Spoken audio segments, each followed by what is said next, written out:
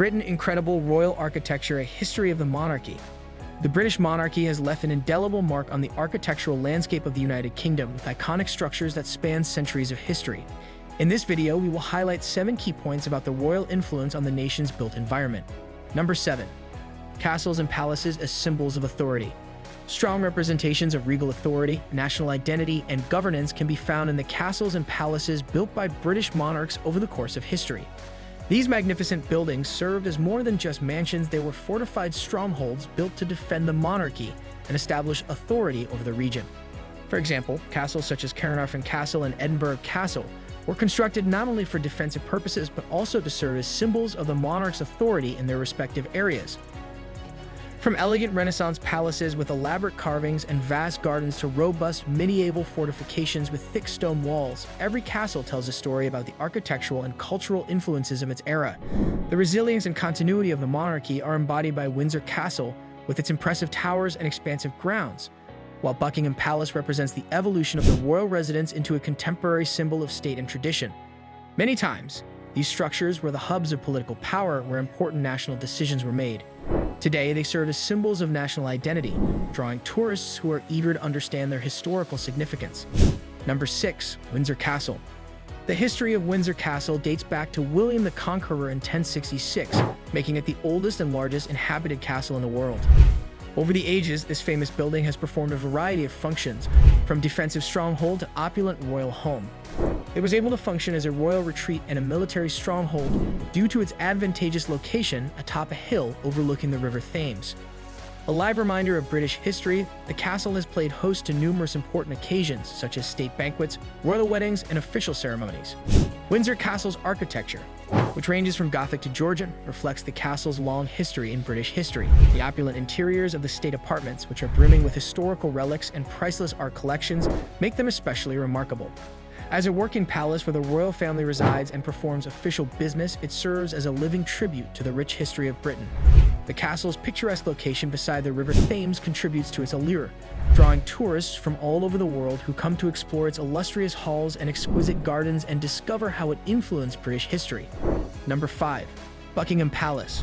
One of the most identifiable images of the British monarchy today is probably Buckingham Palace.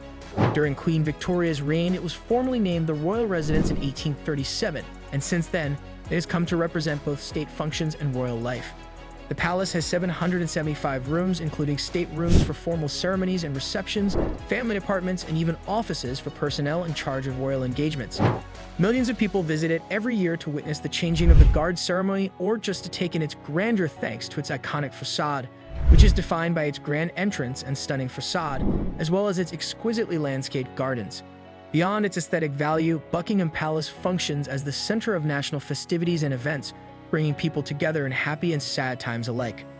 The palace's importance to public life is further demonstrated at momentous events like royal coronations or births, when it serves as a venue for outward displays of adoration and devotion to the monarchy.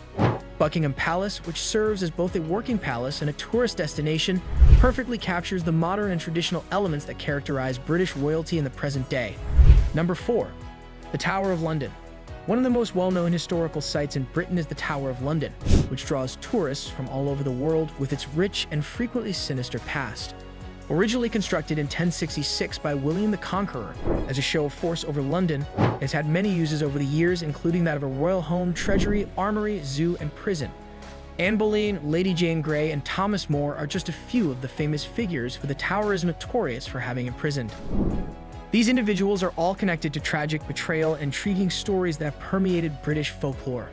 The crown jewels, an incredible collection that represents royal authority, are housed there and are the reason it is now recognized as a UNESCO World Heritage Site.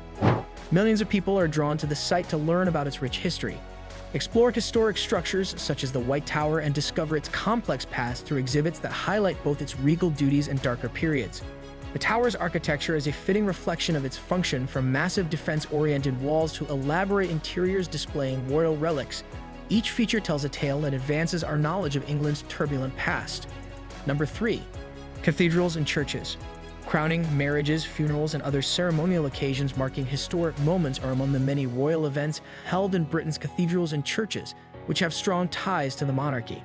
Westminster Abbey is the most significant royal church in England.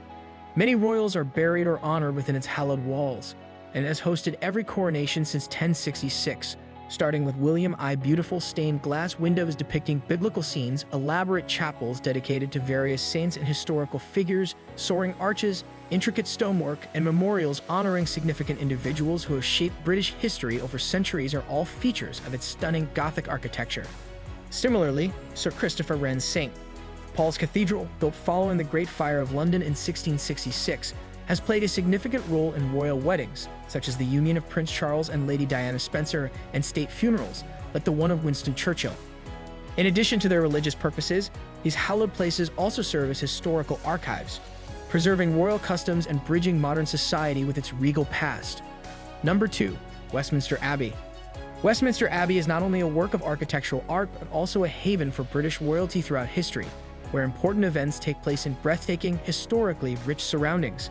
Since William I's coronation in 1066, this magnificent church has hosted the coronations of 38 kings and queens.